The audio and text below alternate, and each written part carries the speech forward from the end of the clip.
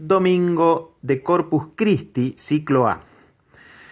Esta fiesta solemne de Corpus Christi orienta nuestra fe a seguir descubriendo a Cristo presente, totalmente presente, en cuerpo, alma y divinidad.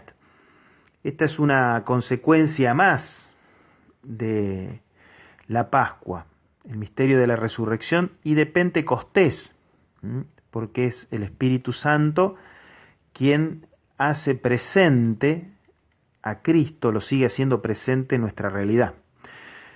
Siguiendo un poco el Evangelio de Mateo, que ya hemos escuchado este último versículo del Evangelio de Mateo en el capítulo 28, cuando Jesús le dice: y yo estaré con ustedes todos los días hasta el fin del mundo. Jesús nos garantiza su presencia en medio de nosotros. Solo que esa presencia es de un modo sacramental, ¿no? Detrás de una realidad corpórea se esconde algo más amplio, una realidad divina. Y la Eucaristía es el paradigma sacramental, ¿no? Es la clave de lectura de la realidad en este registro teológico.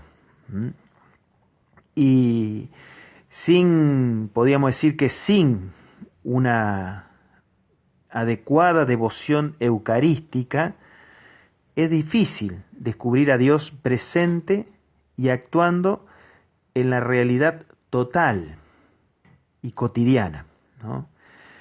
Por eso es tan importante profundizar el misterio de la Eucaristía.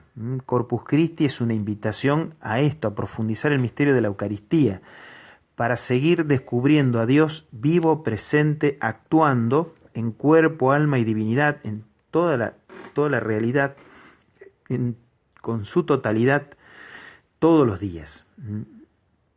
Pero bueno, a veces esta devoción o esta formación eucarística tiene sus errores, ¿no?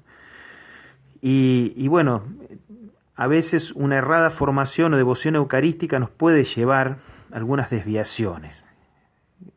Algunas son más comunes, podemos pensar el ateísmo práctico, ese ateísmo práctico deísta de mucha gente que dice: bueno, yo no necesito ir a misa, no necesito recibir la comunión, a pesar de que ya han hecho los sacramentos de iniciación, bautismo, confirmación, comunión. Yo tengo mi altarcito en mi casa, le rezo a Dios ahí y punto. Y después mi vida la manejo con mis criterios. Dios no está presente a la hora de tomar decisiones importantes o mínimas también de la vida. Con quién formar una familia, con qué trabajo, o sea, qué decisiones tomar. No, Dios no entra en ese plano. En ese plano yo me manejo con lo que yo sé y como siempre lo hice. Pero a Dios lo tengo ahí, en mi altarcito familiar o mi altarcito en casa. Es un ateísmo práctico, porque en el fondo, en todas las cuestiones que tienen que ver con la vida cotidiana, Dios ni aparece, ¿no? Y bueno, eso es porque no está implícita esta visión sacramental, ¿no? Entonces pareciera que todo lo que yo veo que es corpóreo es corporeidad, pero Dios no tiene nada que ver con eso. Los negocios son negocios y rezar, rezo ahí, ¿no? Y entonces, bueno, a veces una falta de consideración hacia la Eucaristía, ¿no? Como decíamos recién, como el paradigma, como la forma en que Dios se hace más presente sacramentalmente, nos lleva un poco a eso. Pero bueno, también tenemos otras desviaciones exageradas, el pietismo estático de los adoradores, esos que adoran la Eucaristía, pero que no hacen nada, solamente hacen eso, dedican horas a la adoración, pero después tampoco llegan a ver a Dios en la realidad, solamente lo ven ahí, en ese momento que van y hacen adoración eucarística o en el momento que comulgan, ahí está Dios, y después olvídate. En su vida social, en su caridad con el prójimo, Dios no aparece. Es un pietismo estático, el de algunos adoradores, que adoran en espíritu, pero no adoran en verdad. El fetichismo moralista, de los que consideran la Eucaristía como un premio para los que hacen bien las cosas. El que cumple, rezo, voy a misa, pongo mi aporte económico, hago esto, hago lo otro, no le hago mal a nadie, bueno, entonces estoy en condiciones de ir a comulgar, y entonces como una especie de premio esa Eucaristía a mi buen comportamiento, y si yo comulgo eso es como un pan bendito, un fetichismo moralista. El clericalismo excluyente, solo la Eucaristía es para aquellos fieles que son incondicionales seguidores de algún sacerdote o de alguna ideología eclesiástica. Entonces, pareciera que ahora eso está muy fuerte. O sea, hay mucha gente que está reclamando, devuélvanos la misa. Esos fieles seguidores férreos. Entonces, es una bandera, termina siendo la Eucaristía una bandera para distinguir a aquellos que están alineados con la doctrina de la Iglesia o cierta doctrina de la Iglesia, y los otros quedan excluidos.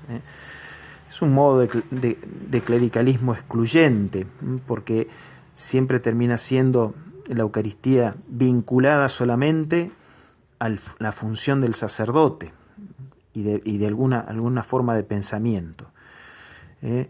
También está en esta línea el sacramentalismo mágico, ¿no? De aquellos que creen que basta hacer misas para evangelizar. Como alguno dice, bueno, algo siempre queda. La gracia actúa independientemente de que las personas acepten o reconozcan que ahí está Cristo. No deja de ser una visión un poco ingenua. Hemos celebrado y seguimos celebrando misas y parece que la evangelización no ha avanzado. Por eso hay que pedir al Señor que nos ayude a tener una seria y adecuada devoción eucarística, que nos ayude en este tiempo especial de pandemia, de cuarentena, a seguir descubriendo a Jesús. Aunque no podamos celebrar la misa, aunque no podamos abrir nuestros templos, Jesús sigue estando presente. Y eso es Eucaristía. Eucaristía también es el pobre, que hay que darle de comer, que hay que vestirlo, que hay que visitarlo cuando está enfermo, que hay que enterrarlo cuando se muere. Ahí también está Jesús, Eucaristía. Jesús dijo, no solamente dijo, coman, esto es mi cuerpo, lo cual hace que Él esté ahí presente, porque si lo dijo, lo hace, sino que también dijo, tuve hambre y me diste de comer. Quiere decir que ahí también Jesús está presente, porque Él lo dice.